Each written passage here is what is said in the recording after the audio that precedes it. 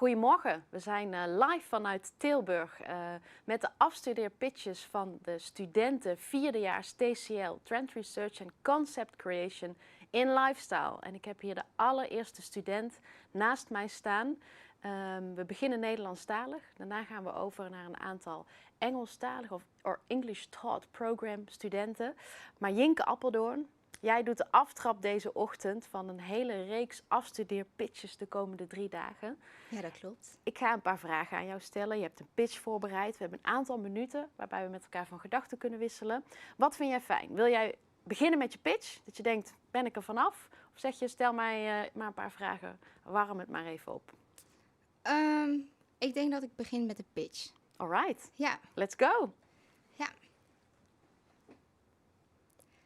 De kwaliteit van leven in een wijk ontstaat niet vanzelf. Ontstaat niet uit woningbouwcijfers of een strak ontwerp, maar het ontstaat wanneer mensen zich thuis voelen, elkaar tegenkomen en de plek die voor hun gemaakt is het ook zo voelt.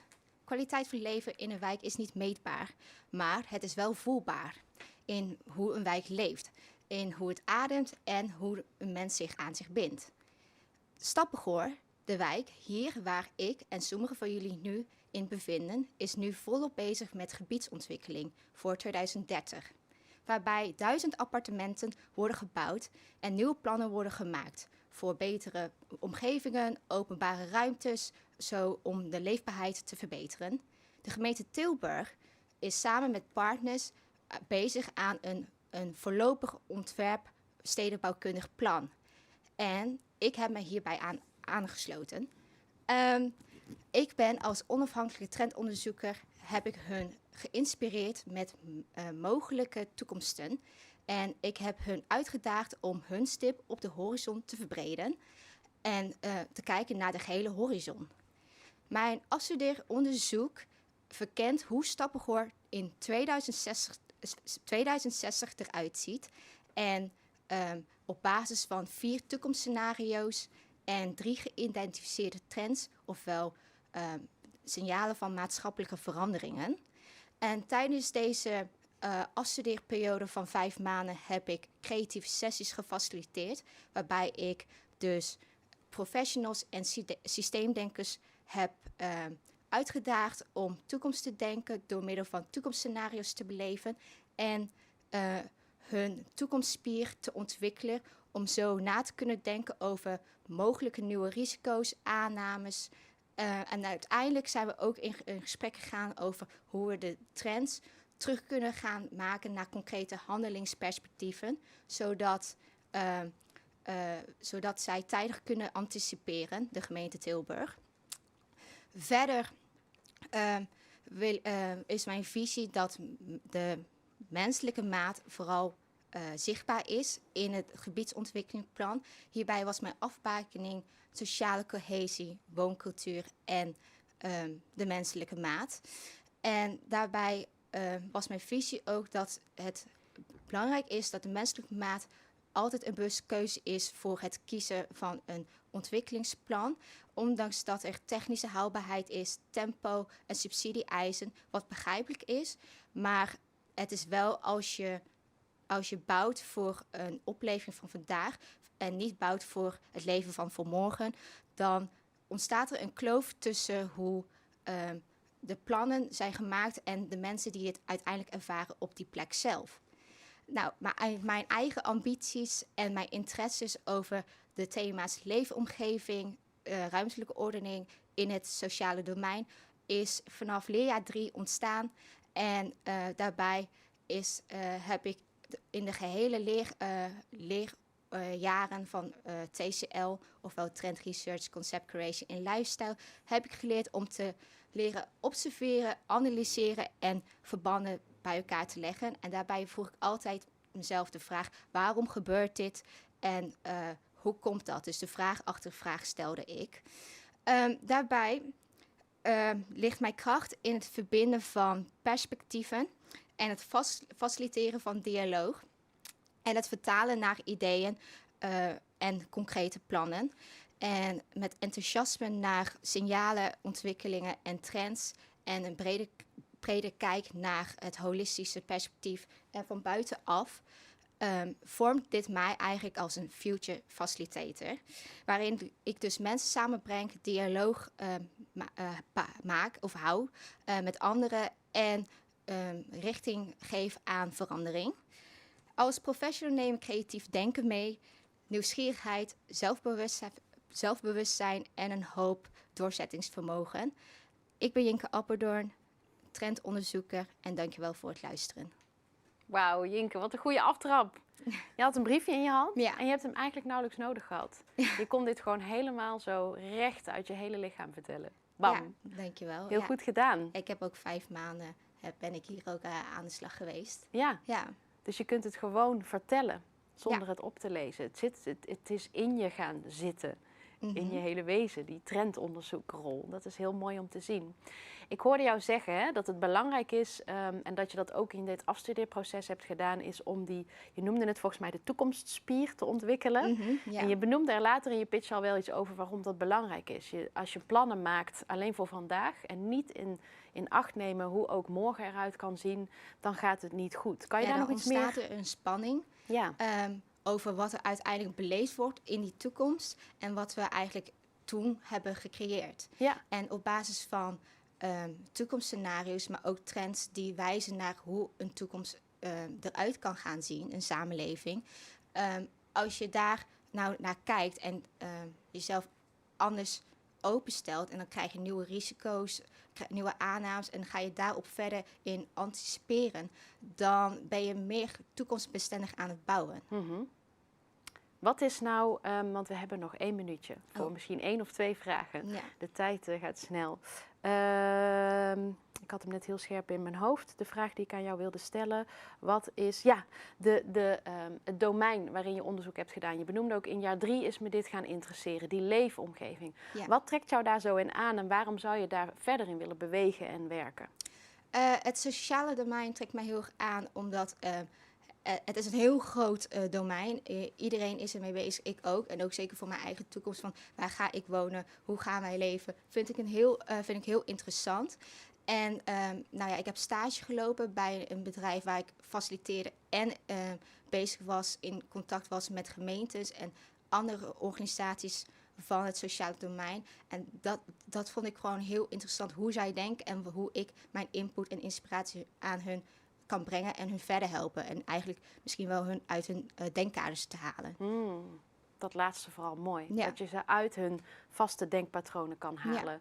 Nou, heel veel succes met je expo. Dankjewel. En alle goeds in alles wat hierna komt. Dankjewel. En dat je maar heel veel denkkaders mag verbreden. Ik hoop het ook. Goed gedaan, Jinke. Dankjewel. Dankjewel. We gaan switchen. De volgende afstudeerstudent komt deze kant op lopen. Marilène Bakkeren. Hi. We gaan jou even goed neerzetten. Je mag voor het balkje gaan staan. De mic staat nu op de juiste hoogte. Hier heb ik ook met een trend en future researcher te maken. Je vond het best wel spannend, deze pitch. Ja, maar je nogal, staat ja. er. Maar ik ben er. Je bent er. En well prepared. Wat vind jij fijn? Hebben we eerst even een gesprek? Of zeg je, let's go met my story? Nee, we beginnen wel gewoon. Ja? Ja. Oké, dan is daar je camera. Ja, goed. Spreek ik je zo weer. Ik ben Marilène Bakkeren, trend- en toekomstonderzoeker. Maar mijn afstudeerproject is eigenlijk begonnen vanuit de rol social concept designer. En daarbinnen deed ik onderzoek naar de sociale norm van alcohol onder studenten. In de eerste fase van mijn onderzoek heb ik een verkennende enquête uitgezet. En daaruit stootte ik op een hele interessante tegenstelling. Zo gaven studenten aan eigenlijk weinig tot geen groepsdruk te ervaren. Maar ze konden bijna allemaal een voorbeeld geven waarin dat ze wel groepsdruk hadden ervaren. Dat vond ik een hele interessante tegenstelling en dat maakte mij nieuwsgierig. Wat speelt er onder de oppervlakte? Welke overtuigingen, normen en waarden beïnvloeden de manier waarop we naar alcohol kijken en sociale situaties? Hierdoor veranderde ook mijn rol.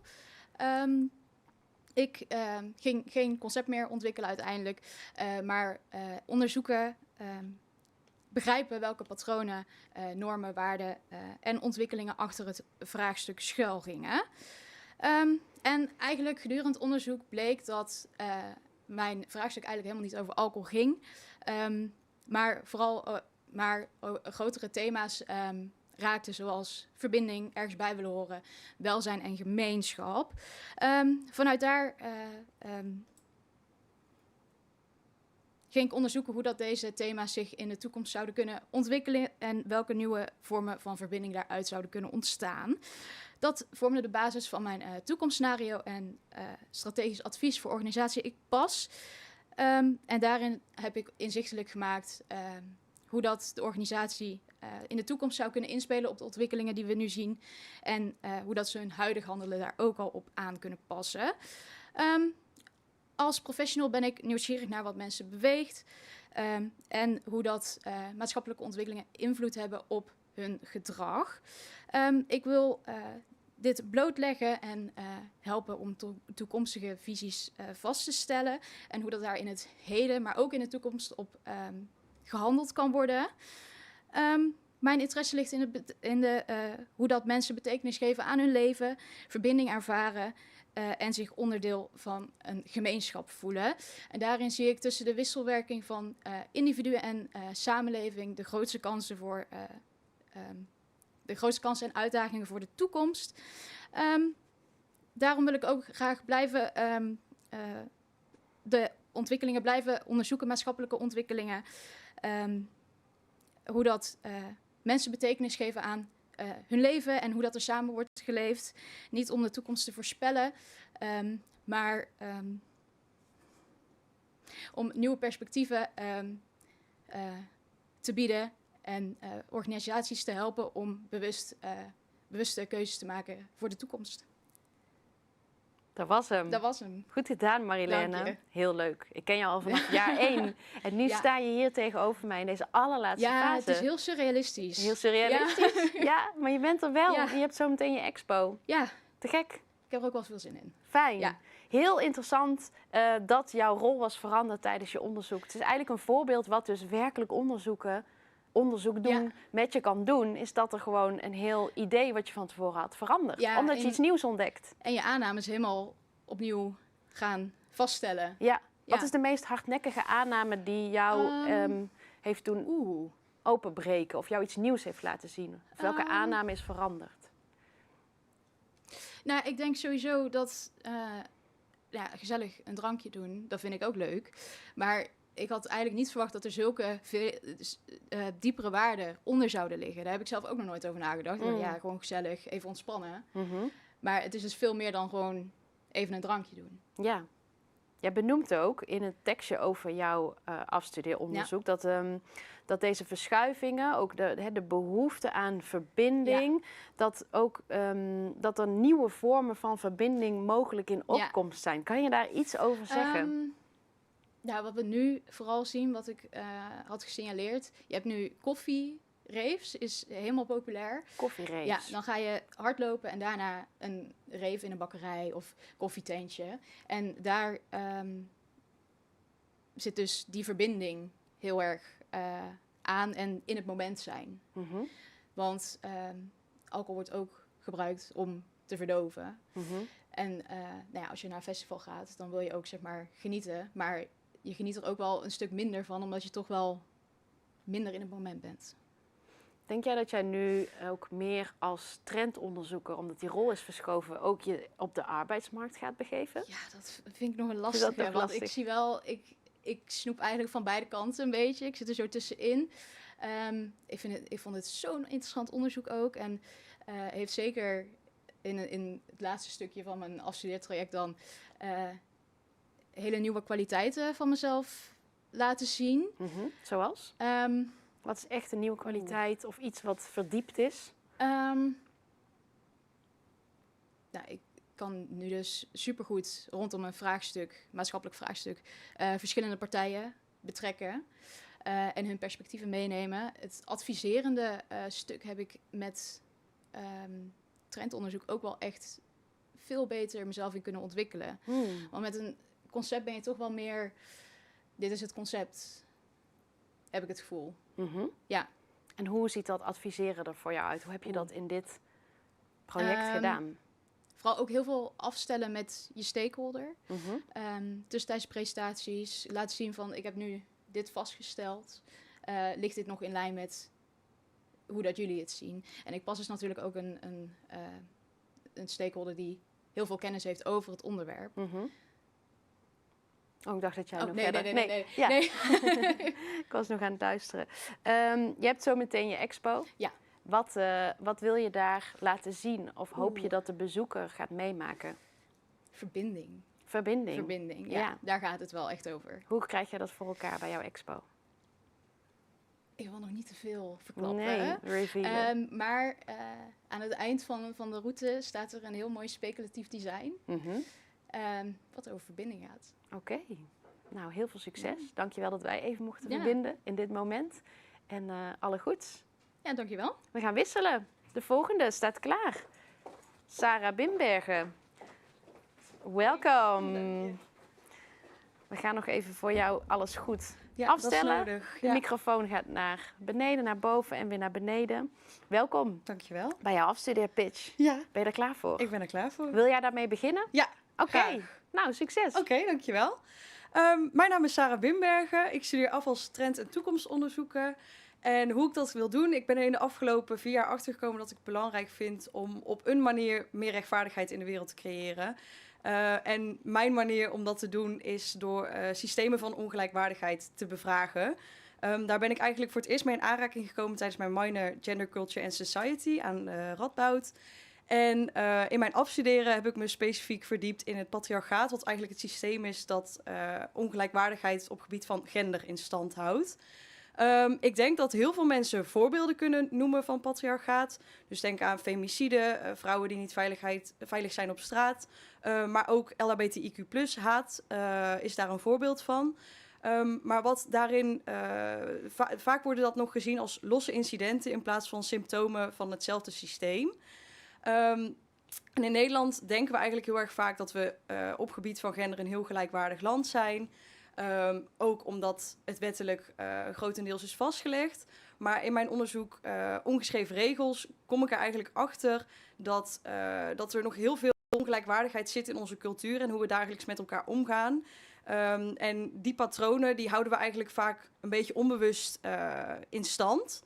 En dat maakt het dus ook heel moeilijk om daar een soort van bewust van te worden. En als je er bewust van wordt en je bevraagt het, is het ook buiten de sociale norm om er wat van te zeggen, omdat het zo diep in die cultuur zit. Maar dat we nog zeker niet zijn op gebied van gelijkwaardigheid qua gender waar we zouden moeten of willen zijn. Blijkt bijvoorbeeld uit onderzoek van World Economic Forum. In de Global Gender Gap Index zijn we in een jaar tijd van plek 28 naar plek 43 gezakt. En we staan nu zelfs een plek onder de Verenigde Staten, waar in veel staten abortus bijvoorbeeld is gecriminaliseerd. Eventjes voor wat perspectief. En daarnaast is er dit jaar ook een rapport van de Verenigde Naties naar buiten gebracht, waarin ook blijkt dat Nederland onvoldoende doet voor vrouwenrechten. Wat ik in mijn onderzoek heel interessant vond, is dat het lijkt dat we een beetje vastklampen aan patriarchaat en tegenreacties bieden op gendergelijkheidsinitiatieven, omdat we leven in een heel snel veranderende wereld waar heel veel beweging is en waarin we eigenlijk heel veel behoefte hebben aan houvast. En dat is nou precies wat patriarchaat biedt, want het is geordend, gestructureerd, het is duidelijk en het is wat we kennen. Maar dat maakt het dus ook heel moeilijk om daarvan los te laten. En echte gelijkwaardigheid is daarin een stuk complexer, want dat vraagt vertrouwen, hoop en nieuwe manieren van organiseren die we misschien nog niet eerder hebben gezien. Van eigenlijk die 2 tegenstellingen heb ik visualisaties gemaakt, dus toekomstschetsen. Enerzijds dus een toekomstschets waarin het patriarchaat zou floreren. Het gaat om hokjesdenken, verdeling, macht en hiërarchie. En anderzijds een systeem van gelijkwaardigheid, harmonie en samenwerking. Hoewel dat misschien een beetje kan klinken als een dystopie en een utopie, hebben beide scenario's die roepen weerstand op en onzekerheden op. En dat is dus ook wat ik met die scenario's wil doen. Ik wil mensen laten nadenken over welke systemen zijn er in onze samenleving, wie dienen die systemen en is dat nog wel wenselijk en hoe willen we dat er in de toekomst uit komt te zien. Om die scenario's te maken en om mijn hele onderzoek te doen, dat heb ik niet alleen gedaan. Ik heb met veel verschillende stakeholders samengewerkt, waaronder Amnesty International, gemeente Tilburg en Emancipator.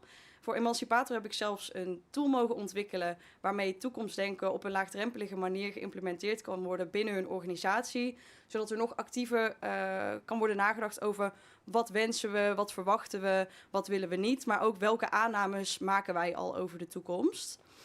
En hetgene wat ik het meest heb geleerd van dit hele proces is dus eigenlijk welke systemen dienen wie. Hoe kunnen we daarover nadenken en hoe kunnen we daarover in gesprek blijven?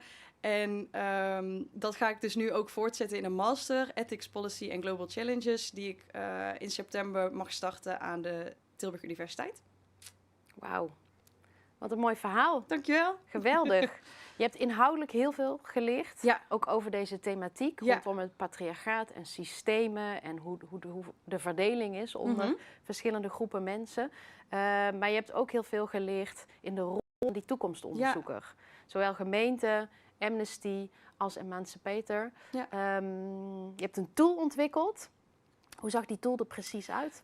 Ja, die tool die bestaat eigenlijk uit 2 onderdelen. Enerzijds mentaliteitskaarten die mensen kunnen pakken, blind. Die is gebaseerd op de 5 Stages of Masculinity model. Waarin dus vanuit wordt gegaan dat niet alleen mannen masculiniteit in zich hebben, maar dat iedereen dat heeft.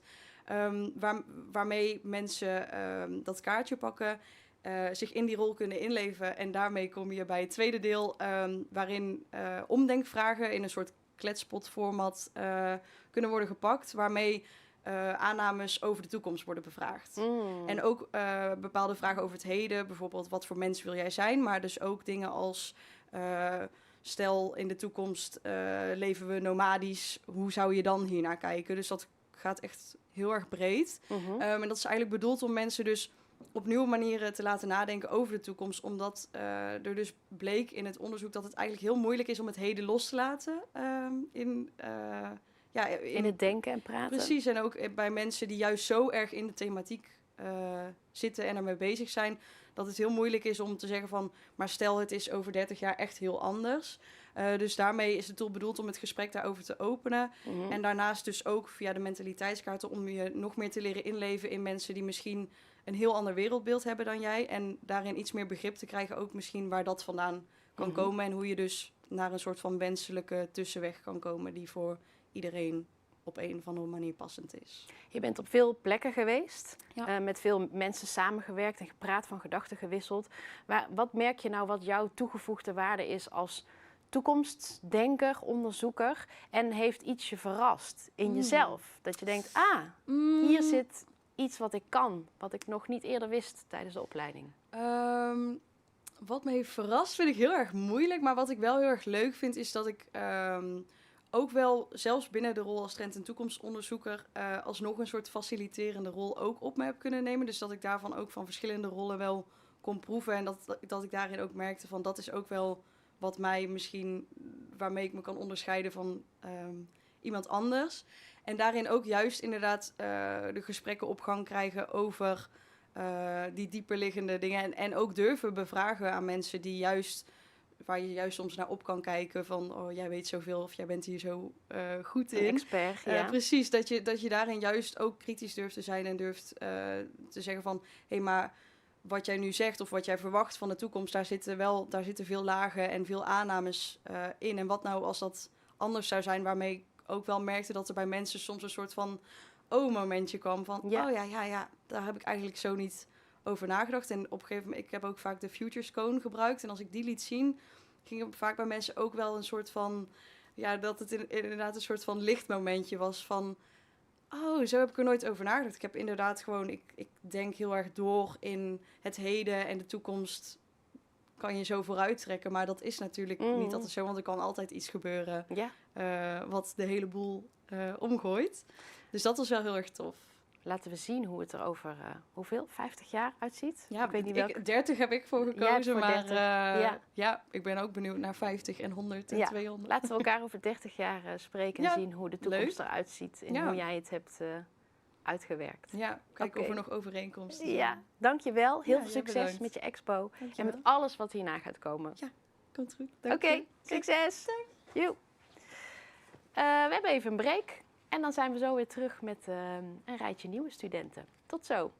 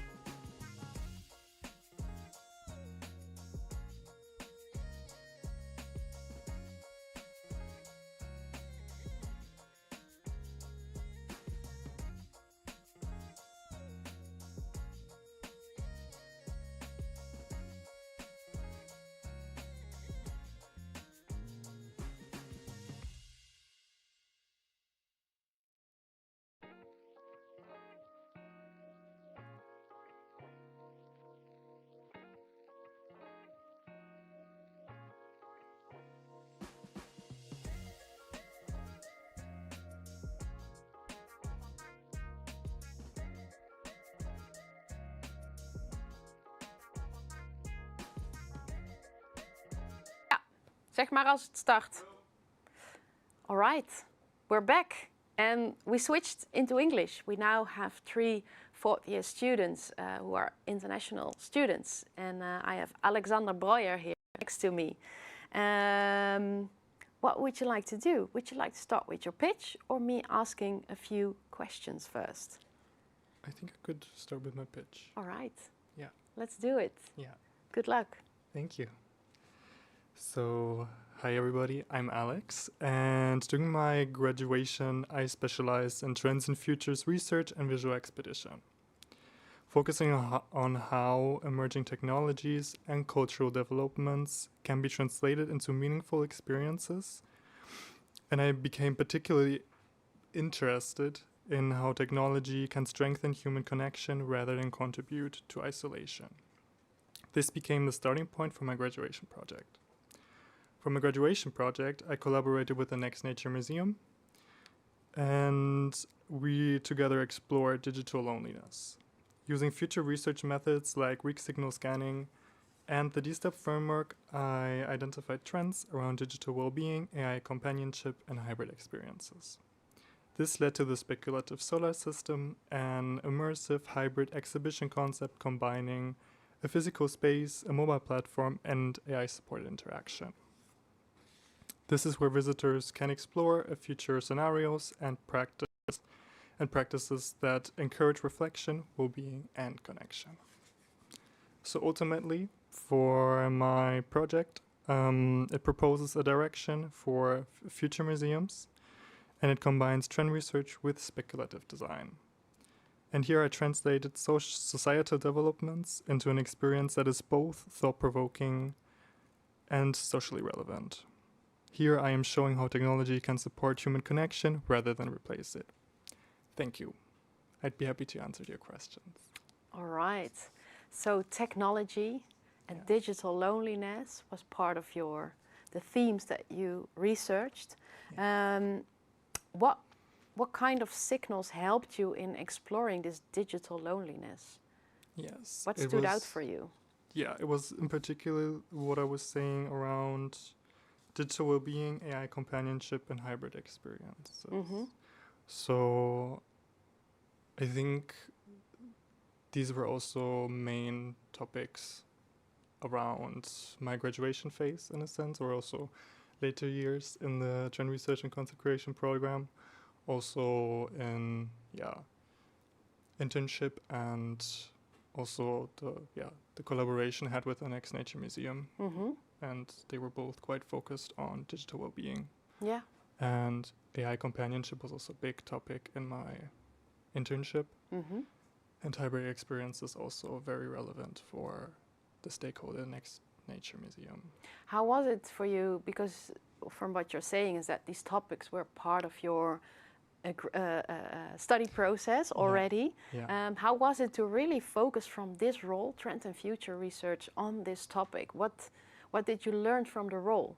Yeah, to really make it actionable in a sense, to not just have, okay, I found some found some signals and I clustered them and I made them into trends, but also to apply methodologies and also in the context of working for a stakeholder and inspiring them towards an innovation or making the trends really applicable. Yeah, it was really also I had to see in the context of my stakeholder, of course, as a future museum. What was the most interesting methodology for you to use? I think the speculative design. Speculative design. How did you work with it? I think there I used, particularly,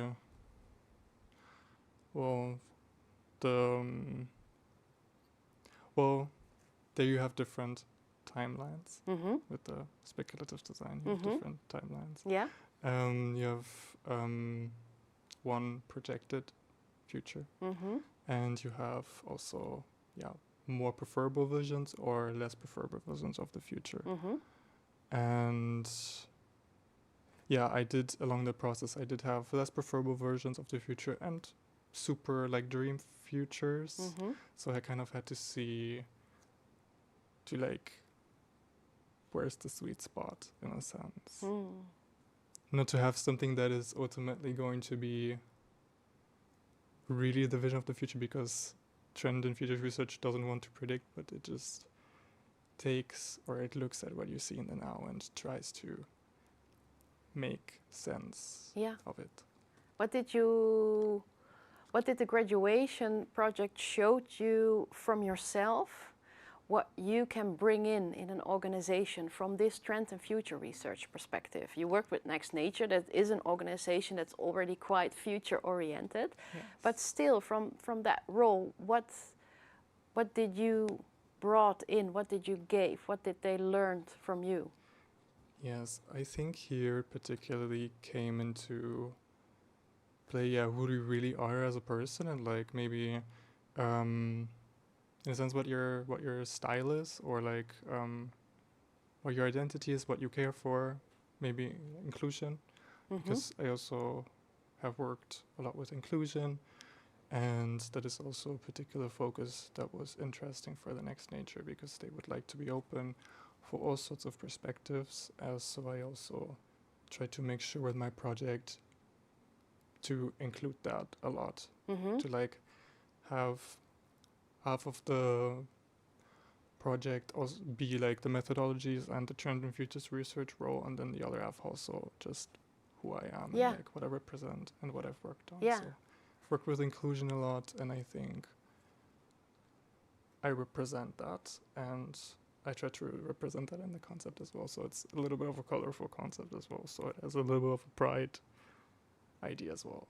All right, can you tell more about that Yes. So shortly? yes. It's very colorful, and it tries to represent different diversities within the queer community as well, and it tries to create a safe space as well. Safe space, so it's a really big topic, and also for the queer community, as there's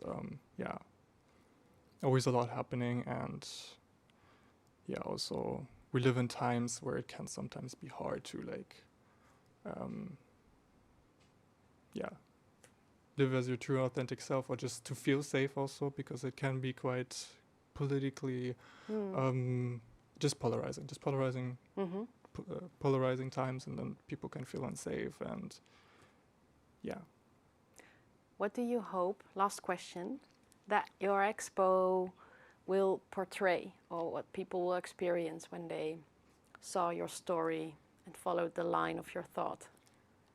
Yes, I hope that they will see a technologically driven angle on a pride safe space, On a a pride. digital safe space, All right. and how that can be done. Well, good luck with that. Yes. Thanks a lot for your pitch, for your story, and with everything that will unfold from here. Yes. Thank you. We will switch. We will go from Alexander to Fenne. So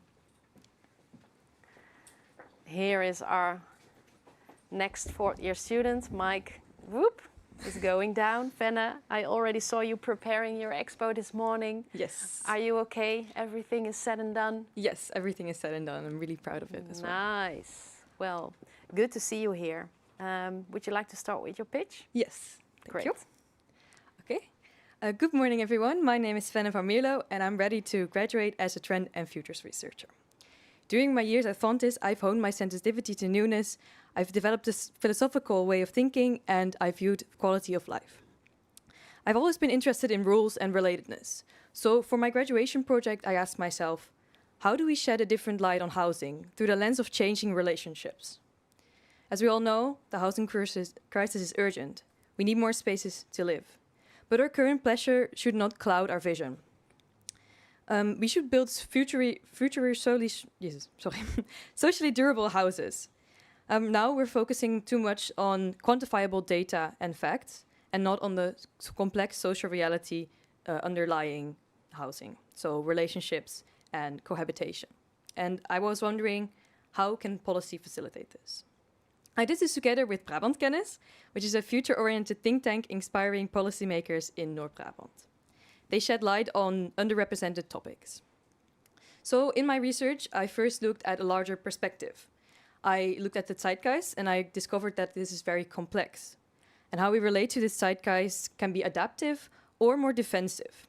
And here I saw an overlap with coping mechanisms, as we know them: fight, flight, freeze, and then another one proposed in research called flow. This formed the basis of my research. Then I went into relationships. So how do we relate in this complex world? I saw more individuality, but also more flexibility in relationships. And this is driven by the second demographic transition, and that is characterized by capitalism and secularization. It leads us to focus more on personal gain and development. What we get is more transactional relationships, more technological relationships, and rewritten relationships. And with that I mean, for example, slow dating, open relationships, or trying polyamory. I presented all this in a presentation for the European Commission, which was a really fun experience, for policymakers in the EU. But I also presented it to Dutch policymakers on the Dag van het Wonen, which was organized by the province. There I inspired policymakers in housing with 4 future households that could exist. And I also wrote a report together with that. So that was the first phase of my project. Then during the second phase of my project, I wrote an exploration proposition for Brabant Kennis on the interplay between policy and households.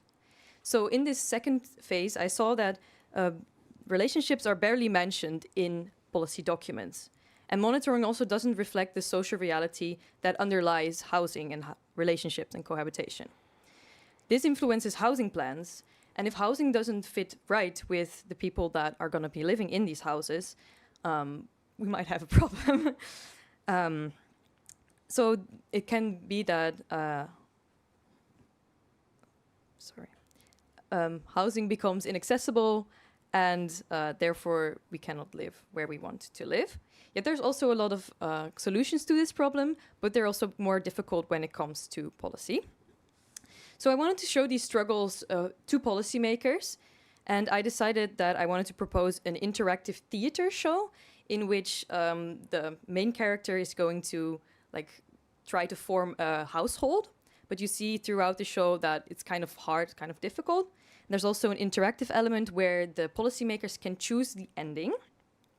And this was based on the 3 things that were very important during my research: data, drive, and dialogue. So this kind of forms the basis of how we get the policymakers to implement this way of thinking.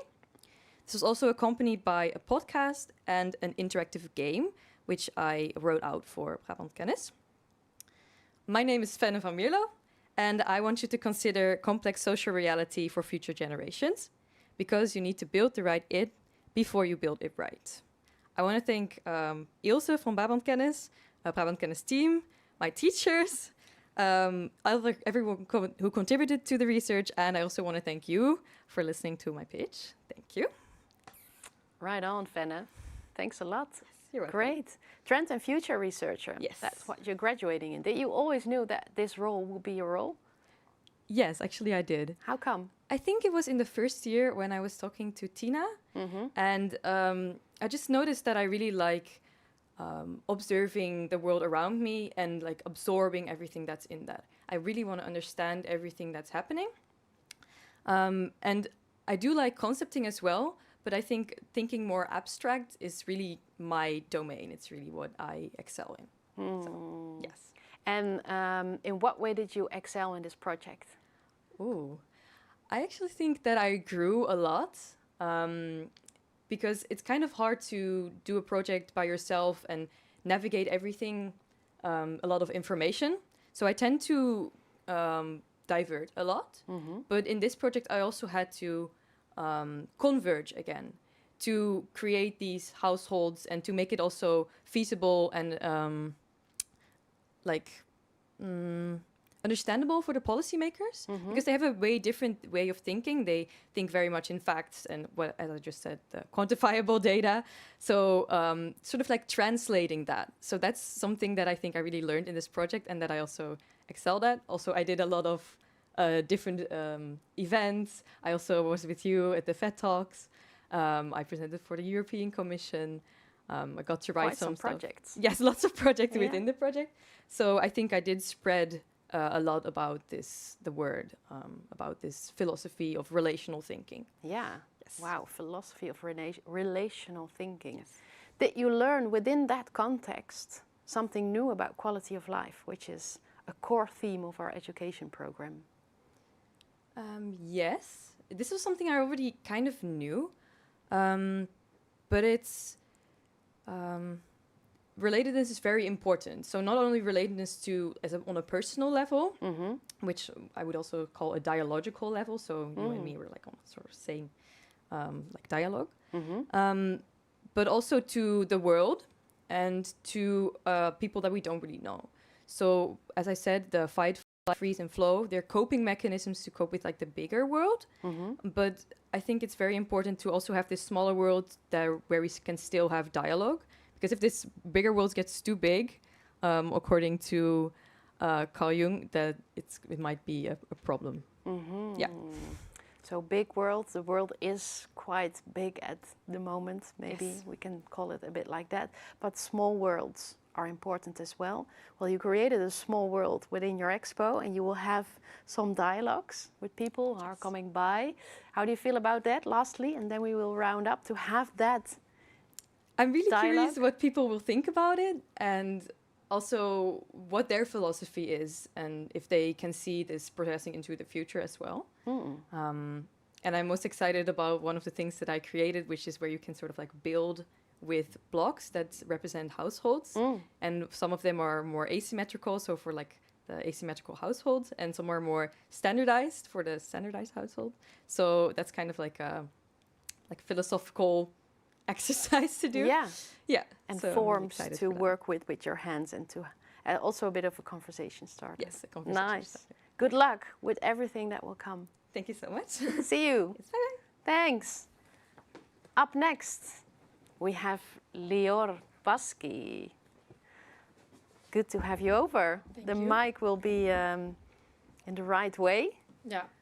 You're here, Yes, I'm here. in standing studio. here. Final moment, pitching. Would you like to start with your pitch? Yes. Yeah? I'm gonna Fire it away. Yes. Good. Hi, my name is Lior Baski, and I'm graduating as a social concept designer here at TCL. What I've discovered in these 4 years of studying here at TCL is that my love for coming up with crazy, fun, and unexpected ideas. To me, concept creation is about creating experiences that have a positive impact on society, that really make people think, give them a new perspective, and help fix real world problems. My passion has led me to create Fearscape, my graduation project.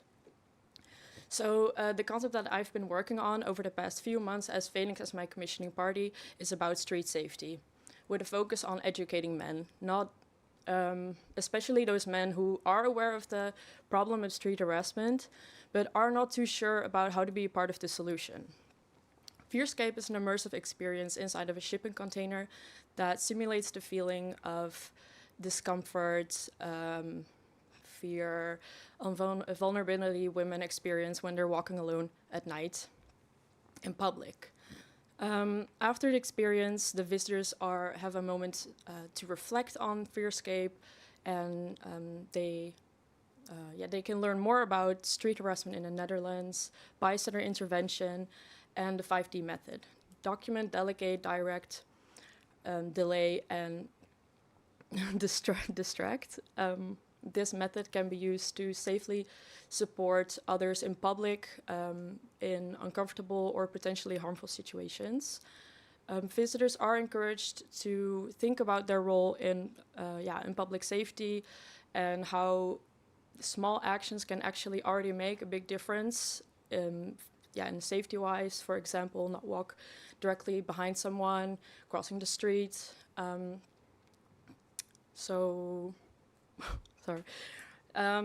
Before leaving, the visitors get a task that encourages them to use what they've learned that day in everyday life. A task like learn more about bystander intervention or walk a friend home after a night out.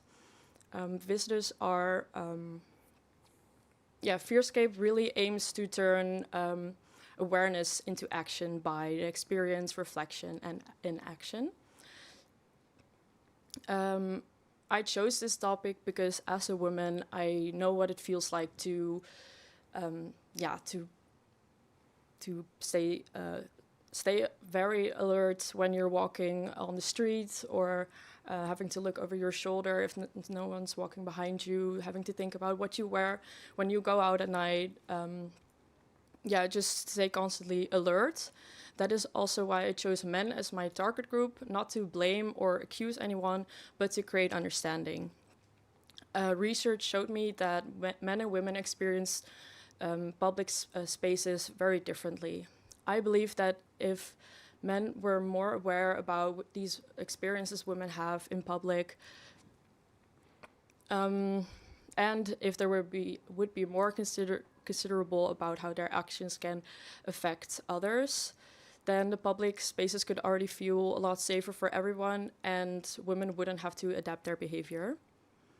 As for my next steps, I'm excited to continue my academic journey on the Radboud University in Nijmegen, following the bachelor's degree in Arts and Culture Studies. I'm excited to learn more about human behavior, design, more different cultures. So thank you for listening. I'm Lior Baske, and you can find me on LinkedIn when you search my name. Thank you.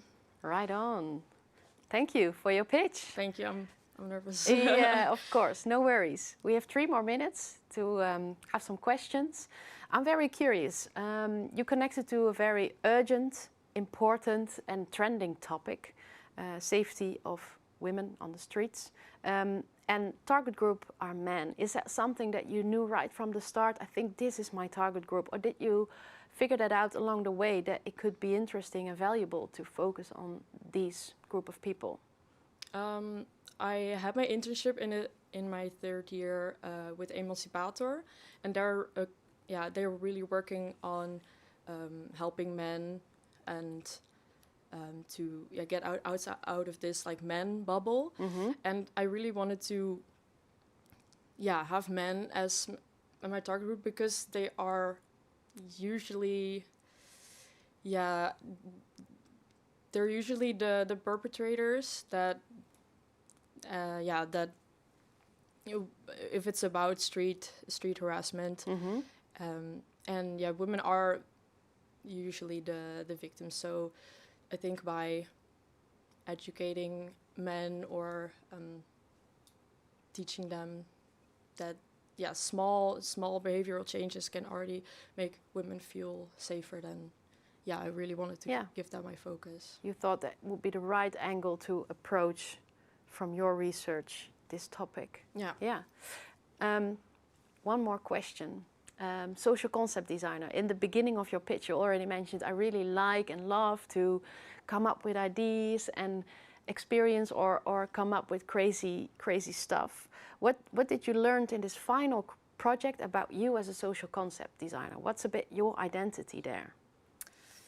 I'm really impulsive person, I think. So if I have an idea or something, I really just want to go for it. Mm-hmm. And maybe a little bit stubborn as well. So I just want to make my ideas come to life, I guess. Mm-hmm. You're really eager to do that. Yeah, and also this topic is really very important to me. So that's why I wanted to try to translate my creativity and ideas into something that I can actually make a change in society. Yeah, I experienced a bit of your expo. Very nice, and I hope people enjoy is not the right word, but that it gives them something to open up the conversation. I hope it will make them feel something. Yeah, exactly. Good luck with that and with everything that will come by. Thank you. All right, thanks a lot. Thank you. This was our second round for this morning. We will have a little break and then we will back with 3 more students. See you in a bit.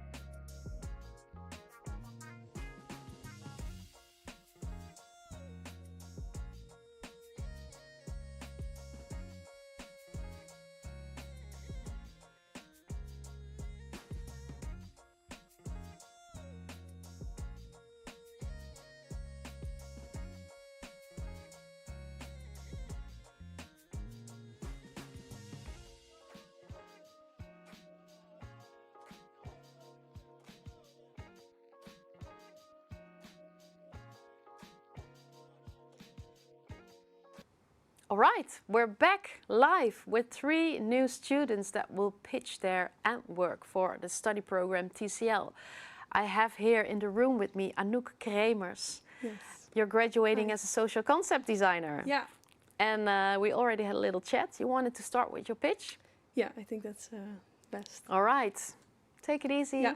and I will speak to you when you're done. Okay, can I start? You can start. Okay. Good morning, everyone. 75% of women have experienced some sort of sexual intimidation in public environments. And 85% of women have experienced unwanted touching when going out in nightlife context. But going out is all about having fun, right? While feelings of uncertainty, tension, and maybe even fear come to women in nightlife context as well. But that should not be our standard. My name is Anouk Kremers. I'm a social concept designer, and my concept is Safe Signal. Safe Signal is all about creating visible support systems. It consists of 4 elements. So I have the charging point, posters, safe signal buttons, and an app. So the charging point provides you with always have the opportunity to charge your phone in nightlife context, which is also good when you have downloaded the app. The safe signal buttons are for the crew of the employees of clubs, so you can always see where to get support if needed. And posters create awareness, but also and are only on women's restrooms, but have a QR code that you can scan to get the app. The Safe Signal app has different elements as well. So you have an emergency button that you can press, also the availability to call 911 immediately if it's necessary, but also to chat with crew, with a community chat, and you have a map to the safe space. But where is that safe space? I'm doing my project in collaboration with Nachtambassade in Eindhoven. This is a safe space where you can get water, free condoms, rest, or even just talk. And that was exactly what the nightlife community needed. But women need a little bit more support. So that is where my Safe Signal concept provides, to create a safer environment for women in nightlife context. Me as a social concept designer is someone who can very openly communicate with various target groups. I can easily empathize with people and know how to do what approach with different target groups. So that is where my strength is as a social concept designer. Know that when you go out having fun with your friends or whatever, you are seen.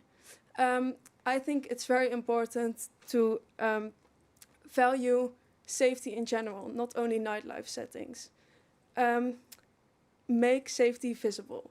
My name is Anouk Kremers, and thank you for listening. Well done. Yeah. Thanks for your story.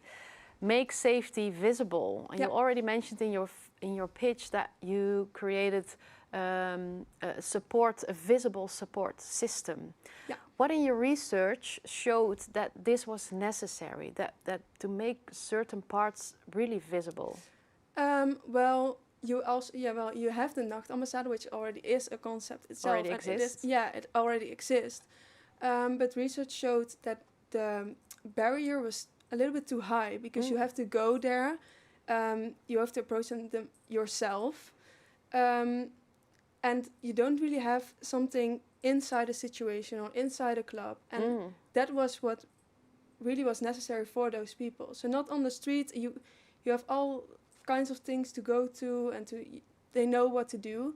But then in clubs and in nightlife settings, it was a little bit vague still. And where should I go? It's so busy, crowded. So that was where, that's what my research showed. Yeah, that's what your ad was to the Nachtambassade. Yeah, exactly. How did they react to your enhancement or your concept idea? They really liked it because at first I was like, okay, how am I gonna come to a concept for them, because they were introduced in last November, so they're also very new. But they really liked the idea, and also my concept. They can really enhance my concept. They thought already about having community chats themselves. So they said, "Oh, that's really nice that you implemented it. It says also in your research that it is necessary, so we need to do it." So they were very positive. Yeah. What is this collaboration showed you about you, not on the social concept designer in general, because I believe that they are also social concept designers in a way. So what did this project show you about you as a social concept designer? What's your ad? How do you portray this role? Well, I really like to challenge myself. So I think I challenge myself within, I think a little bit a difficult target group, which are already, I think that is why my strength is as a social concept designer. I like to challenge myself with, difficult target groups. Mm-hmm. So people that are more difficult to approach. Mm-hmm. So I really liked that. I just did that, and for example, I did observation research. So I went really into the nightlife, and I looked for how people react, how to approach them and stuff. So I think that is Do you think you also like to work with more difficult or difficult to approach target groups in the future? Do you see yourself do that? Yeah, I see myself do that, because I already I started to have this interest in my internship, and I think from there I knew, okay, this is what I want to do. What was your target group there? It was people who distanced themselves for the labor market. Mm-hmm. Yeah, so, and I automatically knew how to approach them, and it felt very, natural, and very natural. So, I think that is where my interest started, and I really want to do that in the future as well. Yeah. Nice. And now you have your expo. Yes. What are you proud of? You mentioned to me, I feel proud for the first time.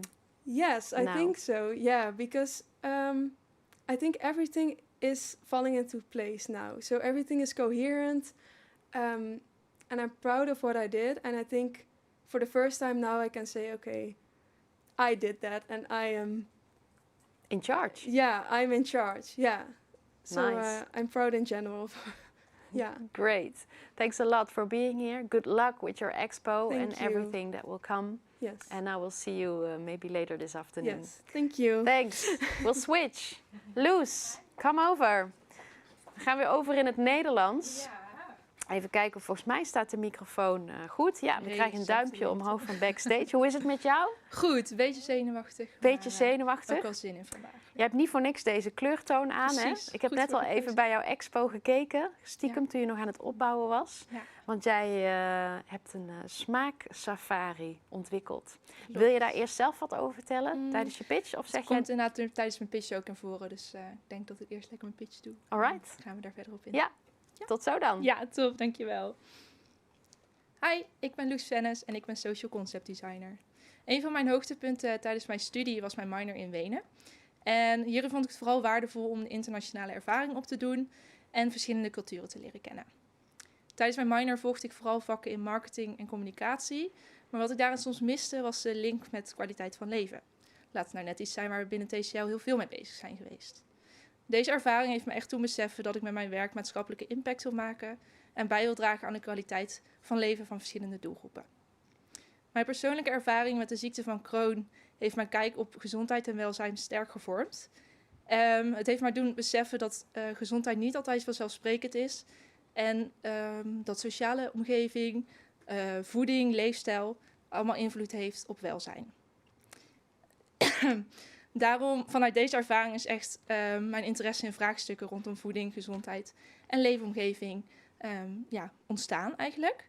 En binnen mijn rol als social concept designer combineer ik onderzoek, empathie en creativiteit om tot betekenisvolle concepten te komen. En mijn achtergrond in psychologie helpt mij eigenlijk om het gedrag, behoeften en onderliggende motivaties beter te begrijpen. En tegelijkertijd geloof ik ook dat gedragsverandering niet alleen voortkomt uit motivatie, maar ook vanuit de omgeving waarin wij opgroeien en leven.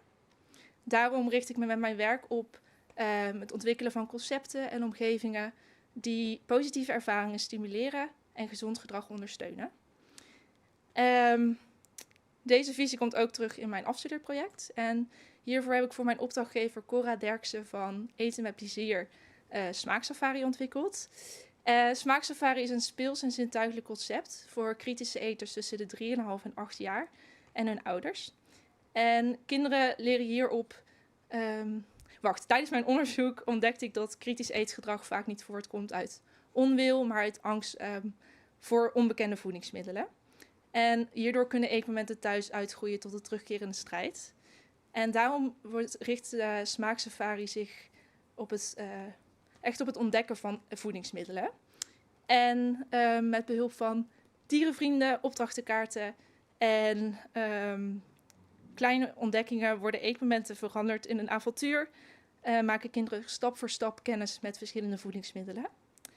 Hierdoor ontstaan positieve ervaringen en wordt het vertrouwen rondom voeding vergroot. En hierdoor worden ook de gezonde eetgewoonten bevorderd. Voor mij laat dit project zien waar ik als social concept designer voor sta. Het is niet ontwerpen voor mensen, maar met mensen vanuit hun leefwereld. En door onderzoek, empathie en creativiteit te combineren, wil ik concepten en omgevingen creëren die mensen ondersteunen om gezondere keuzes te maken in het dagelijks leven. Ik wil hiermee echt bijdragen aan een gezondere generatie. In de toekomst wil ik mij hier verder ontwikkelen binnen het domein van voeding, gezondheid en leefomgeving.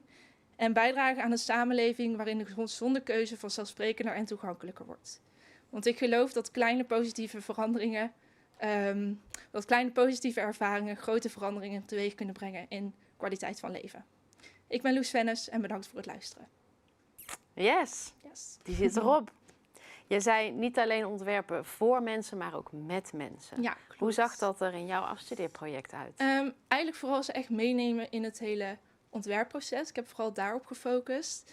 Dus en wie is dan ze? De kinderen? De kinderen. Ja. En de ouders trouwens ook, want die zijn ook echt een belangrijk onderdeel van het concept geworden.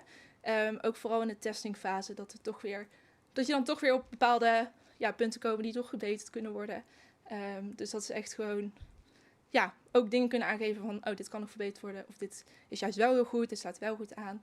Dus het is echt een beetje meenemen in het hele proces, en ontwerp eigenlijk ook. En gedurende ben je er dus achter gekomen dat je niet alleen de kinderen mee moet nemen, maar ook de ouders. Ja, zo klinkt het in wat je nu vertelt. En dat klopt. zij eigenlijk net zo belangrijk zijn in dit concept. Of dat het een succes wordt in dit verhaal rondom eten en kinderen. Ja, vooral natuurlijk op die jonge leeftijd. Want een kind gaat zelf niet bepalen wat hij eet. Of natuurlijk ook deels. Maar de ouder heeft daar ook een hele grote invloed op. Dus ik vond het juist belangrijk om die mee te nemen.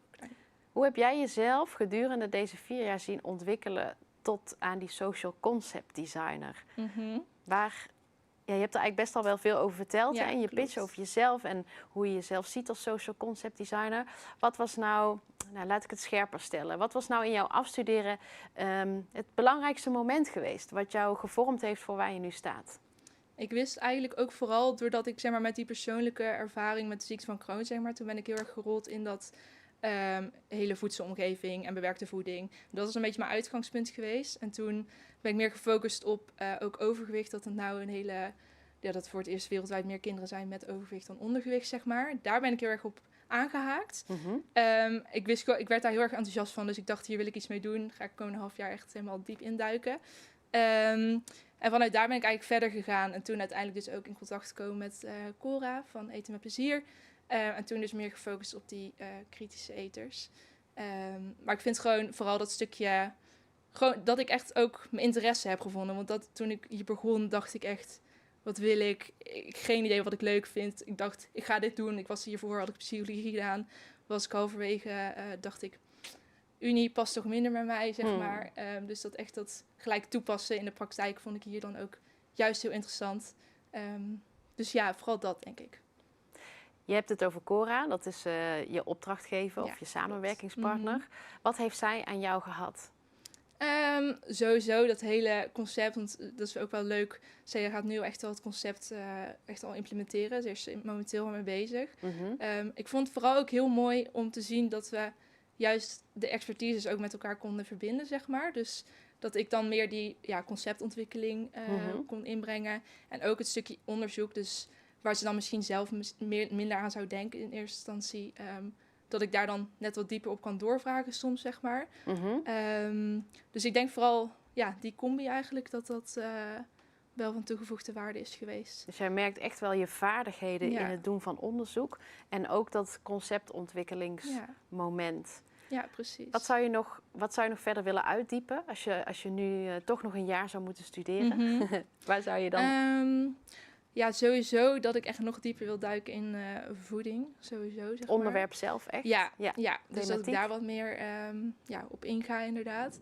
En ook juist iets heel anders, meer fotografie, wil ik me ook het liefst in gaan verdiepen. Dus ik denk dat dat ook wel een mooie link kan zijn, zeg maar, ook met conceptontwikkeling. Kan er heel mooi in terugkomen. Wat zie je dan? Wat zou een link kunnen zijn tussen fotografie? Nou, bijvoorbeeld ook nu met de expo, zeg maar, een stukje foto's. Ja, ik heb dan nu posters gemaakt, maar het stukje foto's zou natuurlijk ook mooi in terug kunnen komen. Om het ook wat meer tot leven te laten komen. En vooral in de uitwerking denk ik vooral, dat daar fotografie ook in terug kan komen. Het visuele ontwerp. Ja. Ik moet ook denken aan, want ik hoorde jou ook het woord empathie zeggen in jouw pitch. Klopt. Dus als fotograaf kan het misschien een tool zijn om te empathizen. Ja, wie weet wat zich daarin nog ontwikkelt. Nou, ik heb jouw expo gezien. Het was echt, jij zei ik ben blij dat ik hier vrijdag was. Je hebt er ook erg veel werk in gestoken. En het is echt helemaal tot in de puntjes uitgewerkt. Dank je. Dus geniet ervan. Gaat goed komen. Ook om je verhaal een paar keer te vertellen. En ik kom straks nog even bij je kijken. Heel veel succes met alles. Dank je. Dank je wel, Loes. We gaan door naar Floor. Floor Timmermans. Welkom, Polkadots. Ja, bedankt. Hopsakee. Social concept designer ook, hè? Ja, klopt. Fijn dat je er bent. Bedankt. Jij bent de laatste pitcher van deze ronde. Dan hebben we weer even pauze. Hoe is het om hier te staan? Spannend. Ja? Ja, ik vind het toch best wel ik ben toch wel best wel zenuwachtig. Iedereen is zenuwachtig. Ja, dat klopt. En begrijpelijk ook. Goed. En ik kan dan zeggen, het is niet nodig.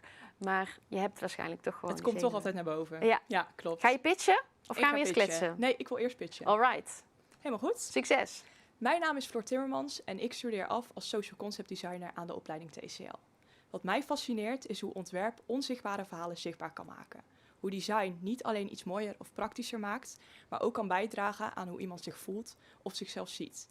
Deze overtuiging bracht mij richting de zorgsector. Want wanneer we het hebben over gezondheid, hebben we het vaak over diagnoses, behandelingen en medische resultaten. Maar veel minder achter de mens achter deze behandeling. Over identiteit, over zelfbeeld, over hoe het is om te moeten leven met iets dat je anders maakt dan anderen. Voor mij is dit onderwerp ook persoonlijk. Zelf heb ik scoliose en dit houdt in dat je wervelkolom in een kromming groeit. Wanneer deze verkromming te groot wordt, krijgen veel jongeren die nog in de groei zijn een brace. En deze brace moeten zij 18 tot 23 uur per dag dragen om te voorkomen dat deze verkromming groter wordt. Zelf heb ik nooit een brace hoeven dragen, maar ik weet wel hoe het is om op een jonge leeftijd geconfronteerd te worden met een lichaam dat anders is dan je had verwacht. En ik was vooral heel benieuwd, vooral voor meisjes, hoe het is om op zo'n jonge leeftijd een brace dag in, dag uit te moeten dragen. En vanuit deze nieuwsgierigheid ben ik onderzoek gaan doen. Ik sprak oud-bracedragers, ik organiseerde focusgroepen voor meiden die nu nog een brace dragen. Ik sprak ook experts zoals een fysiotherapeut, verschillende bracemakers. En daarnaast heb ik veel gesproken met Stichting All Over My Back, wat ook mijn opdrachtgever was. Wat mij vooral tijdens die gesprekken raakte, was dat nauwelijks de medische behandeling naar voren kwam. De verhalen gingen vooral over het vermijden van gym, kleding waarmee de brace goed verborgen kon worden, het niet willen gaan naar een feestje of bang zijn voor de meningen van anderen. En veel meiden vertelden dat ze zich niet alleen beperkt voelden door de brace zelf, maar ook door het beeld wat ze daardoor van zichzelf kregen. En dit onderdeel blijft juist heel erg onderbelicht in de huidige behandeling. En vanuit deze inzichten ontwikkelde ik mijn concept Embrace. Embrace is geen product dat de brace vervangt. Het is een concept wat helpt om de ervaring rondom de brace te veranderen. En Embrace bestaat uit 3 verschillende onderdelen. Een reflectieve journal waarin persoonlijke groei, reflectie en gevoelens centraal staan. Stickers waarmee de brace meer eigen gemaakt kan worden door middel van personalisatie. En een community waarin meiden met leeftijdsgenoten kunnen praten die precies weten hoe zij zich voelen.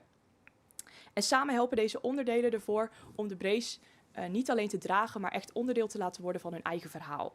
En dit doen ze niet door te doen alsof het makkelijk is, maar door ruimte te geven aan alles wat erbij komt kijken.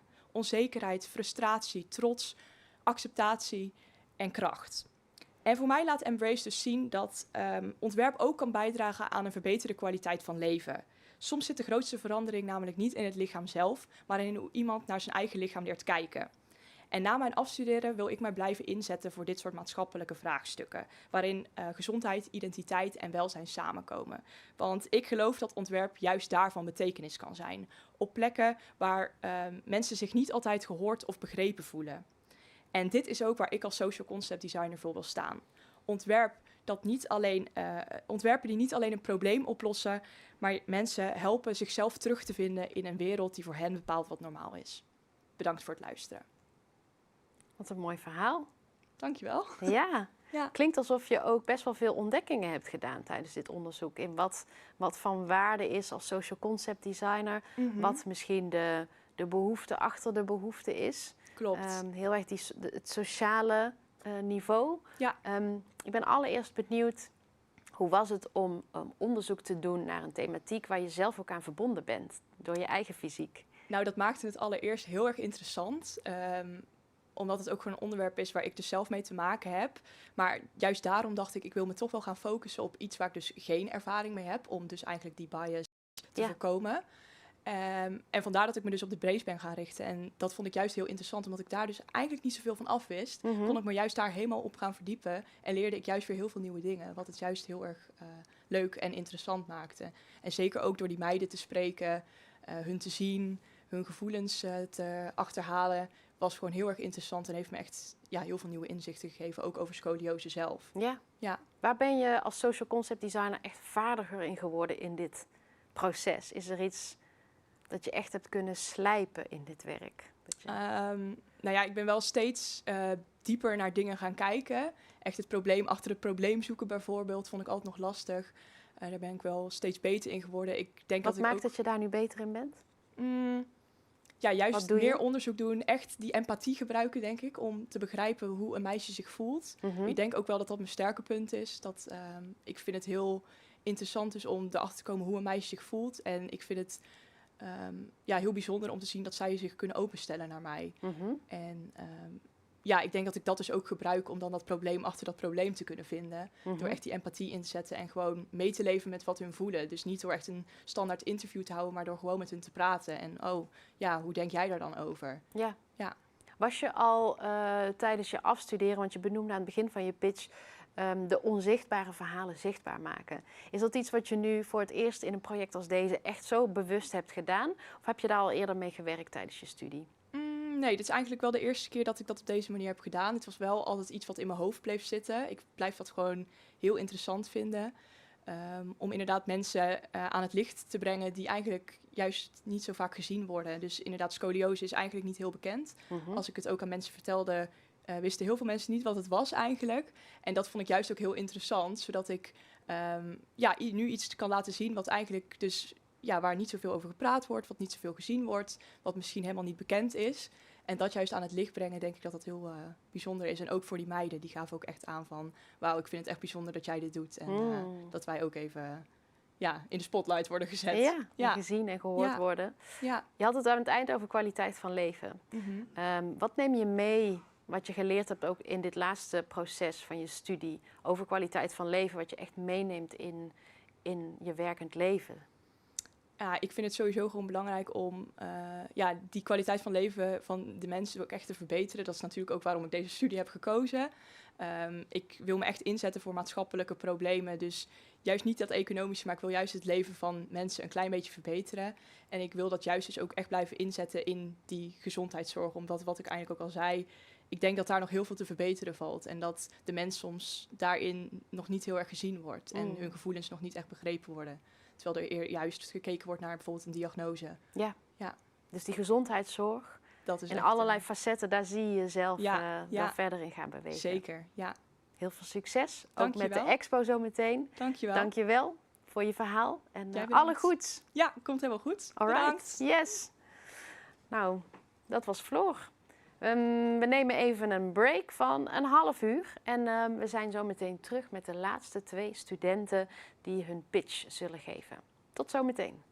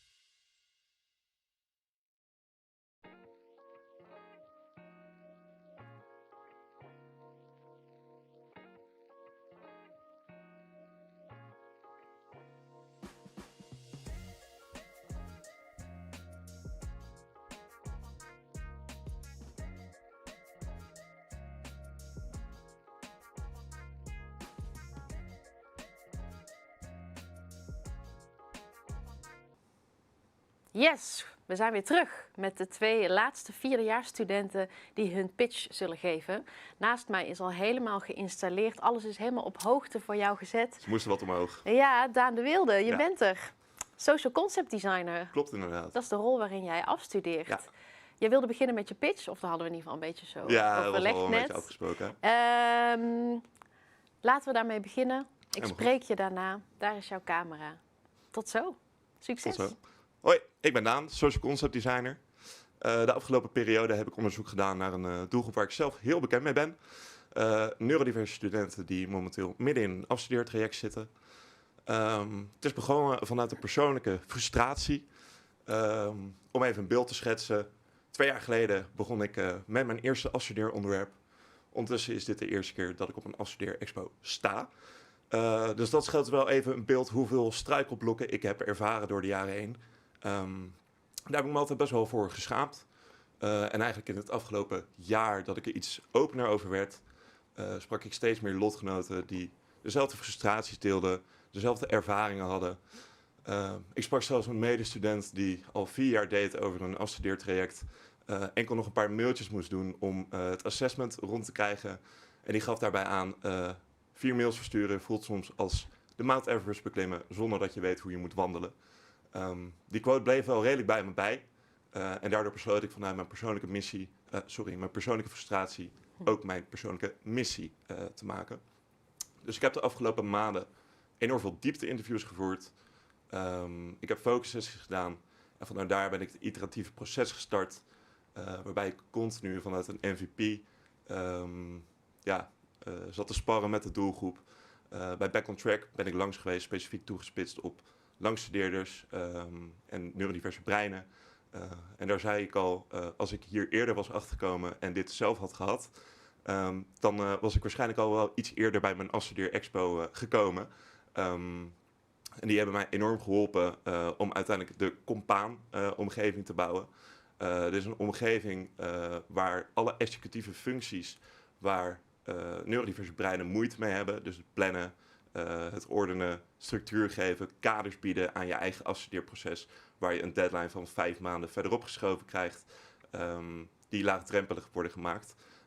Veel studenten die ervaren dat ze de 3,5 jaar daarvoor goed doorlopen, maar op het moment dat alle kaders wegvallen en een deadline 5 maanden vooruitgeschoven wordt, wordt het toch wel iets lastiger. En daarom heb ik een omgeving dus gebouwd die het samenwerken, het behapbaar maken en het klein maken van jouw hele grote afstudeeropdracht een stukje behapbaarder maakt. Het is ondersteunend voor de fysieke sessies die er al 2 maanden in de week zijn. En op deze manier kunnen ze ook hier buiten niet op een controlerende manier, maar op een manier waarbij iemand naast je zit, al is het digitaal, een soort bodydoubling effect krijgen. Waardoor ze een verantwoordelijkheidsgevoel krijgen en zo makkelijker kunnen beginnen. Want afstuderen doe je niet alleen, maar dat doe je samen. Dat was hem. Ja. Wist jij altijd al, Daan, dat jij als social concept designer wilde afstuderen? Nee, leuk dat je het vraagt. Want ik begon eerst als facilitator bij mijn eerste afstudeeronderwerp. En daarbij maakte ik het proces al zoveel te groot voor mezelf. Dat ik eigenlijk ik begon met een onderwerp wat op basisscholen toegespitst was. Nou, en als facilitator had ik eigenlijk dat ik bij de overheid terecht moest komen om daar heel het basisonderwijssysteem aan te passen. Wow. Ja. Zo groot maakte ik het voor mezelf. En uiteindelijk dacht ik toen van oké, ik moet het gewoon klein maken. En een specifiek iets waar mensen echt goed mee uit de voeten kunnen. In plaats van het hele proces eromheen te begeleiden. Want ja, dat vraagt juist om de executieve functies waar ik niet goed in ben. En het social concept designen, het creatief proces, het aanjagen van je eigen persoonlijke missie. Ja, daar ben ik wel heel goed in. Dus uiteindelijk had ik dit vanaf het begin wel moeten kiezen. Maar niet altijd geweten, nee. Je hebt met Back on Track samengewerkt. Ja, dat is een tak binnen Fontys. Ja. Dat heb je al een beetje verteld. Die dus studenten, waarin je jezelf ook herkent, Ja. helpen in het afstudeerproces. Ja. Jij bent daar als social niet... Ja, dat is natuurlijk altijd een beetje een dubbelrol misschien. Of nou, niet helemaal een rol. Maar je was daar en als student, als misschien wel expert ook in dat gedrag en de struggles, maar ook dus vanuit social concept designer. Die rol had je. Ik kwam er echt als social concept designer binnen. Ja. Want voordat ik überhaupt bij Back on Track aanklopte, wist ik niet dat het bestond. En het leuke is, ik sprak net al een paar assessoren boven die ook niet wisten dat het bestond. Dus ik denk dat daar ook wel een beetje de problematiek al zit. Dat ik als langstudeerder en neurodivers persoon niet weet dat hier al een tak voor is binnen Fontys die daarbij ondersteunt. En daarom gaf ik net ook aan, als ik er eerder was achtergekomen als student zijnde en dat als ondersteunend middel had gehad, dan had ik hier al wel een stukje eerder gestaan. Maar inderdaad, als social concept designer en ook als student daar langskomen, voelde heel dubbel. Maar daardoor kun je je wel beter verplaatsen in hoe de mensen daar denken, waarom het werkt. En ik denk dat dat een enorme boost heeft gegeven ook in het conceptproces. Ja. Ja. Waarin ben jij gegroeid in deze rol? Je had natuurlijk al aan andere rollen geproefd, maar wel echt dit vakmanschap wat je hier leert. Ja. Wat heeft dit laatste proces je echt geleerd en laten zien in de kwaliteiten die jij ook hebt? Het doen, vooral. Eerst dacht ik heel veel na over hoe ik het moest aanpakken. En daarom gaf ik ook net aan, ik heb echt van een minimum viable product gewerkt. En vanuit daar ben ik continu gaan testen, het aanpassen. Want anders maakte ik het dusdanig groot in mijn eigen hoofd dat het gewoon niet van start kwam. Ja.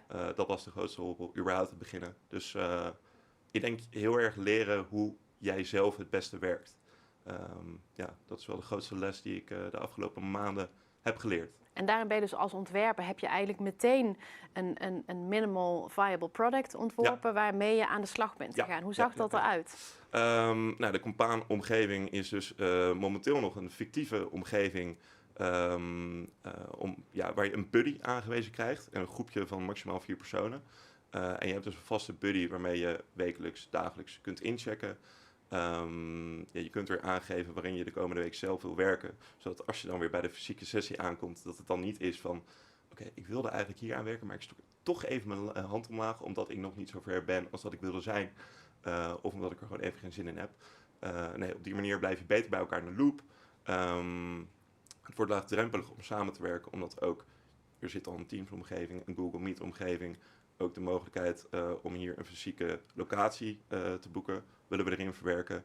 Ja, we maken eigenlijk alle samenwerkingsmogelijkheden, faciliteren we op een zo laagdrempelig mogelijke manier. Dus op die manier ongeveer. Ja, en daar, je hebt dus gewoon iets gecreëerd. Je bent meteen aan de slag gegaan. Je hebt iets heel kleins geïmplementeerd. Ja. En als ik het goed begrijp, ben je dus vanuit daar ook in gesprek met de doelgroep gaan onderzoeken van, nou, als ik dit doe, hoe werkt dat dan? Ja. En vanuit daar kon je dus verder je concept gaan uitbouwen en uitdenken. Inderdaad, samen zitten met de doelgroep, aangeven van zo werkt het ongeveer. Waar zit nog verbetering in? Wat werkt wel? En vanuit daar kijken hoe we continu kunnen bijsturen, zodat het echt werkbaar is voor de doelgroep waar ik me hard voor wil maken. Laatste vraag. Ja. Welk moment in het proces heeft jou het meeste geleerd? Het meeste geleerd? Cruciaal moment geweest? Ik heb niet per se een moment dat me het meest heeft geleerd, maar wel mensen die mij het meest hebben geleerd. Die me wel gewoon aan de jas trokken van oké, maar als je daar naartoe gaat en als je daar naartoe gaat, dan komt het wel goed. Ga met die in gesprek. Dus daar bij mijn afstudeerbegeleidster, maar ook de mensen vanuit mijn intervisie die daarin de juiste snaren wisten te raken en me enorm de goede richting op hebben geholpen. Dus ik denk, het zit meer in een omgeving dan in een bepaald moment voor mij. Ja, omgeving en een bepaald menselijk contact. Precies, dat inderdaad. Ja. Dankjewel. Heel veel succes met je expo. Dankjewel, gaat helemaal goed komen. En tot dan. Yes, tot dan. Doeg. We wisselen. We gaan door naar onze laatste 4e-jaar student, Nienke Cox. Je mag alvast komen. De microfoon wordt op jouw hoogte gesteld. Ga maar staan voor het balkje. Dat jij precies op de juiste pitchplek staat. Hoe is het met jou? Goed. Goed? Ja. Je bent de laatste van vandaag. We hebben 3 dagen pitches. Dit was de eerste dag. En je bent de laatste student die een pitch geeft. Echt afsluiten. Ja, je hebt al wat gesprekken gehad. Dus je zit al een beetje in je expo. Dus je bent al een beetje opgewarmd, zei je net. Zeker. Ben je er ook klaar voor om nu je pitch gewoon al te geven? Ja. Te doen? Ja. Oké, succes. Oké. Hoi, ik ben Nienke Cox. Als social concept designer werk ik het liefst dicht bij de mensen zelf. Vanuit mijn ervaring en achtergrond als onderwijsassistent en verschillende bijbanen heb ik geleerd om snel te ontdekken wat er speelt bij mensen. Ik heb ook al gewerkt met verschillende doelgroepen, van kinderen tot volwassenen en met verschillende achtergronden en ondersteuningsbehoeften. En dat ontdekken van wat zij nodig hebben, heb ik vooral geleerd door helder te communiceren en een veilige, toegankelijke sfeer te creëren waarin mensen zich durven uit te spreken. Wat mij sterk maakt in het werk als social concept designer is dat ik in mijn ontwerp werk met een stevige onderzoeksbasis en een sterke praktijkgerichtheid. Ik gebruik mijn inzichten als basis, maar ik leer ook nog heel erg veel door te maken, te testen en mijn werk daarop aan te passen. En dat maakt mij een onderzoekende ontwerper die inzichten vertaalt naar betekenisvolle concepten en ontwerp daarnaast ook inzet om op nog een diepere laag te ontdekken wat de doelgroep eigenlijk nodig heeft. Tijdens mijn tijd bij TCL heb ik vooral ontdekt dat ik aanga op vraagstukken binnen zorg, welzijn en onderwijs. En dat ik ook graag bezig ben met onderwerpen die vaak zwaar kunnen voelen, zoals mentale gezondheid. Zo onderzocht ik eerder in een project hoe jonge mannen emoties kunnen uiten richting andere mannen. Het is wel een onderwerp waar nog best wel terughoudendheid en ongemak bij komt kijken. Nu, mijn afstudeerproject Rustig aan sluit naadloos op die zwaarte aan. Voor veel jongvolwassen vrouwen van rond de 25 jaar... die balanceren tussen werk en of studie, verwachtingen en maatschappelijke druk, voelt rust als iets dat ze eerst moeten verdienen. Rustig aan introduceert voor hen laagdrempelige micro-herstelacties en creatieve, intuïtieve reflectie om in kaart te brengen hoe dat wat hun herstelbehoeften zijn, hoe dat zij met spanning en emoties kunnen omgaan. Dus er wordt vooral ruimte gemaakt voor het herstel, voor zelfinzicht, voor zachtheid en bewuste keuzes in het leven van hun dat gewoon heel vol is. En die reflectiemomenten die zorgen ervoor dat zij zelf een persoonlijk ontwikkelproces op gang kunnen brengen. Rustig aan, die laat die vrouwen de reflectiemomenten en het hele proces bijhouden door middel van kleuren, vormen en patronen op papier. En zo'n herstelmoment dat start met een intuïtieve markering van de spanning die op dat moment wordt ervaren. Vervolgens wordt er een actie uitgevoerd. Dat is bijvoorbeeld een lichaamsgerichte check-in, een mini-pauze of een ademhalingsoefening van 1 tot 3 minuten. En daarna maken ze opnieuw een markering, maar dan van wat het met hun heeft gedaan. Dus ook om zichtbaar te krijgen welke acties werken voor hun en op welk moment. En daarnaast is het ook mogelijk om aan te sluiten bij een community met gelijkgestemden voor persoonlijke begeleiding, herkenning en erkenning. Tijdens het hele projectproces stond de samenwerking met de doelgroep jongvolwassen vrouwen echt centraal en was ook echt essentieel. Ik heb ze gevraagd hoe het voor hun voelt wanneer dat zij ervaren dat ze te weinig rust en herstel hebben genomen. Ik heb ze hun dagen laten uitschrijven en ik heb ze de micro-herstelacties ook laten uitvoeren in hun eigen leefwereld. Daarnaast heb ik ook nauw samengewerkt met professionals, waaronder mindset, systemisch en ademcoach Bram Kwaadvlieg. Hij heeft mij heel erg geholpen in het realistisch, haalbaar en uitvoerbaar maken van mijn concept. En nu sta ik aan het begin van mijn professionele pad. Ik ben op zoek naar een baan waarin social design, creativiteit en het werken met mensen terugkomt. Een rol waarin ik als onderzoekende ontwerper mezelf kan inzetten in betekenisvolle en maatschappelijke vraagstukken en projecten. Binnen dus onder andere de zorg, welzijn en het onderwijs. En waar dat ook een mooie variatie is in de thema's en de doelgroepen. Omdat ik ervan overtuigd ben dat dat mijn werk echt steeds sterker maakt. Mijn naam is Nienke Cox en ik wil u heel graag bedanken voor uw aandacht. Kijk, dat kwam er vloeiend uit. Ja, het ging best vloeiend. Ja, mooi. Waar ben je het meest trots op in jouw afstudeerproject? Het hele proces, het uiteindelijke resultaat en dat wat er nog allemaal mogelijk is. En de mensen waarmee ik heb kunnen spreken en de samenwerking die ik heb gehad. Echt gewoon alles. En ook dat ik er heel veel plezier in heb gehouden, het hele traject. Daar ben ik heel blij mee. Het hele proces, het hele traject. Is er iets in het proces geweest wat je anders hebt gedaan dan voorheen? Of iets wat jou laat zien dat je echt meer geleerd hebt, dat je professioneler bent geworden? Nou, vooral het laatste realisatie- en implementatiegedeelte. Daar heb ik meer aandacht aan besteed en heb ik ook heel veel van geleerd. Bram heeft daar ook heel erg mee geholpen, omdat hij zelf eigen bedrijf heeft. En ik vind het nog lastig om mijn eigen waarde dan, om dat echt goed realistisch te zien. Want ik zat elke keer van, ik wil gewoon heel graag die doelgroep helpen. Maar toen kreeg ik toch ook te horen van, je moet jezelf ook zeker niet vergeten. Dus daar heb ik echt meer rekening mee gehouden. En dat weet ik nou ook veel beter van, wat ik hun bied. Dat mijn waarde daarin ook heel erg meegenomen moet worden. Wat is jouw waarde? Als social concept designer, als ontwerpend onderzoeker, zoals je zelf ook noemt. En iemand die, in het begin had je het over echt het doen van onderzoek en in de praktijk werken en brengen. En dat volgens mij best wel een balans heeft bij jou. Ja, zeker. Ja, Wat is jouw waarde? Ja, ik heb heel veel onderzoek gedaan en daar heb ik echt heel helder die inzichten uit kunnen halen. Dus echt wat er ook speelt bij de doelgroep, maar ook in de maatschappij wat er speelt en voor in de toekomst. En dat was voor mij een hele fijne basis om mee te nemen. En ook gewoon gelijk al bij de doelgroep al heel veel onderzocht. Om dat dus uiteindelijk ook mee te nemen in dat ontwerpproces. En daardoor krijg je ook een concept dat precies aansluit bij wat zij nodig hebben. Wat ook zal werken voor hun. En door dat dan ook weer te gaan testen en te gaan maken. Samen met hun. Levert dat een concept op wat gewoon perfect aansluit bij de behoeften. Heb jij iets nieuws geleerd over kwaliteit van leven in zijn algemeenheid in dit proces en dit onderzoek? Iets nieuws, een nieuw inzicht wat je hebt over dat concept kwaliteit van leven waar wij veel mee werken?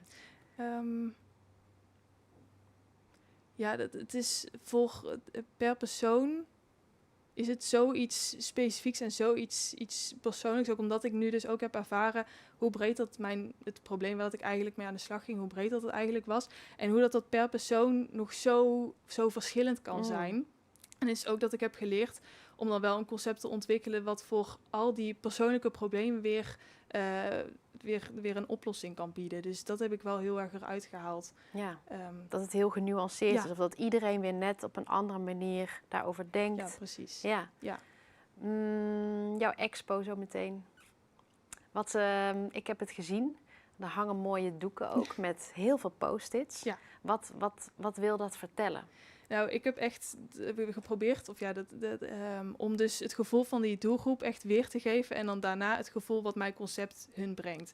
Dus inderdaad die post-its. Ik heb ook een koptelefoon waar dat allemaal geluiden uitkomen. Om het gewoon zoveel mogelijk prikkels te maken. Echt te laten zien hoe vol hun leven is. En daarna dan kom je in de ruimte dat je dan ook zelf zo'n actie uitvoert. En dan heb je een koptelefoon met hele rustige geluiden. Om dus te laten zien van, kijk, dit is echt hoe dat zij het ervaren, hoe dat hun leven eruit ziet en daarna wat het dan kan zijn. Als ze mijn concept dan gebruiken. Volgens mij heb jij ook al best wel een beeld bij op wat voor gebieden je wil werken als je hier bent afgestudeerd. Je benoemde het net helemaal aan het eind van je pitch. Je kan even de woorden niet herhalen, maar jij zei volgens mij 3 dingen. Ook het sociale domein. Ja. Kan je dat nog eens herhalen wat dat was? Social design, echt werken direct met mensen en de creativiteit. Ja. En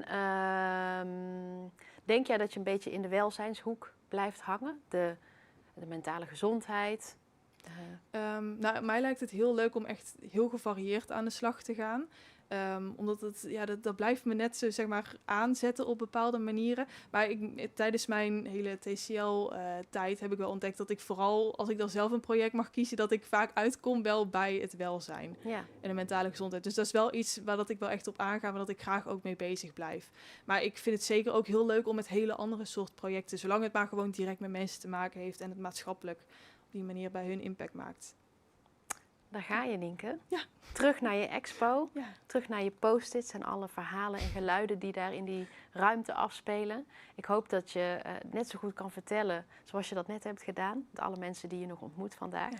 Heel veel succes. Ja, en alle goeds. Ja, dankjewel. Ja, yes. Bedankt. Daar gaat Nienke terug naar haar expo. Dit was de eerste ochtend van een reeks van 3 dagen. Morgen zal Bas van Raay een volgende reeks pitches begeleiden van afstudeerstudenten van TCL. En woensdag ben ik er weer. Heel graag tot morgen en overmorgen. Fijne dag.